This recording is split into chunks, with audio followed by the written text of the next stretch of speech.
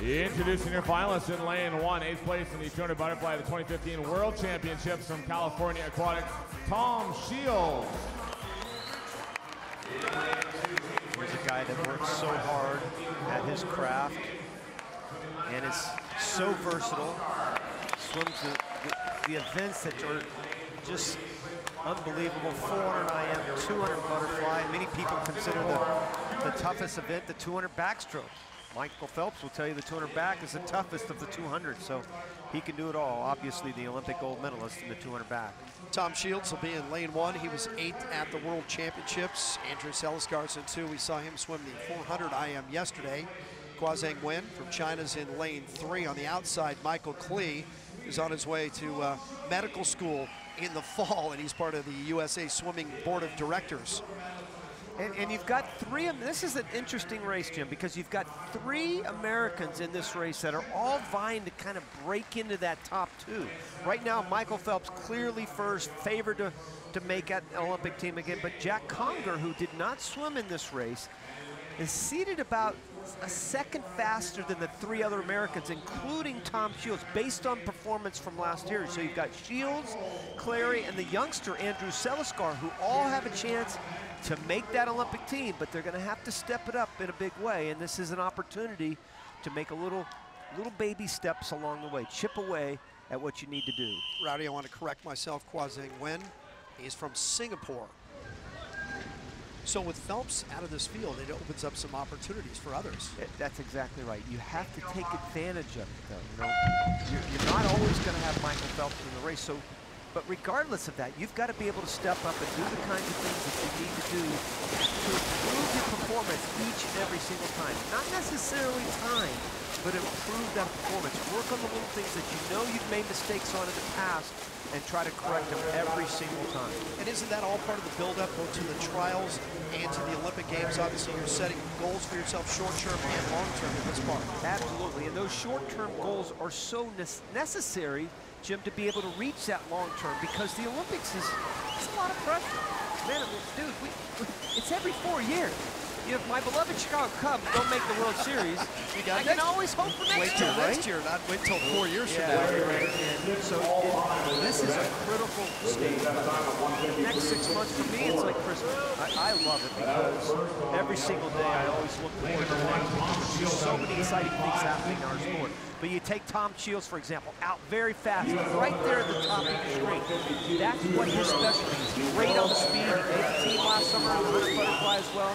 So he's got that speed. He knows he has more speed than anybody else in the field. Take advantage of it, but don't go out too fast. How's his close? Can he hold this lead? Well, that's been the knock on Tom in the past, is he's not being able to close in the 200 butterfly. Not necessarily in the 100, but he's not been able to close in the 200.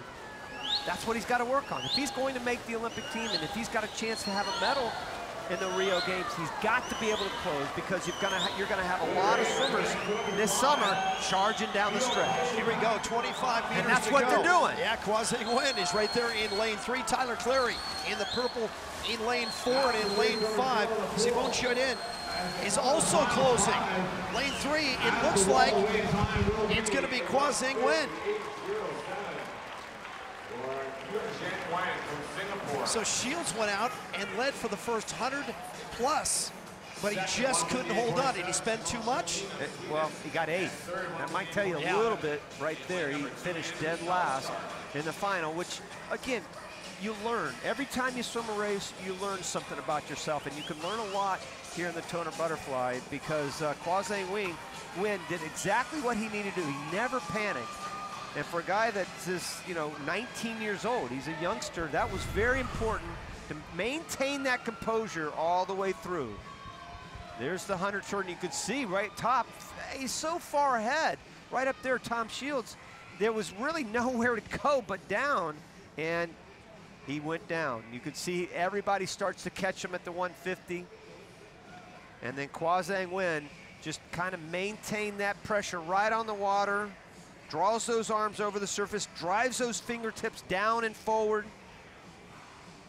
and drives those legs right in the wall. And he breathed right in the wall, but he had that rhythm to be able to do that. Shoiden was second, Seliskar is third, and Tyler Clary is fourth. Kwazang Wen joins us now down on the deck. And, you know, for the first 100 meters of that one, Tom Shields had a big lead. No panic. Did you know you had enough to catch him? I mean, I couldn't really see. I wasn't really looking out. I was just sticking to my race plan and just going with it. I mean, I wasn't really looking at anyone, just trying to focus on myself. How excited are you about this year?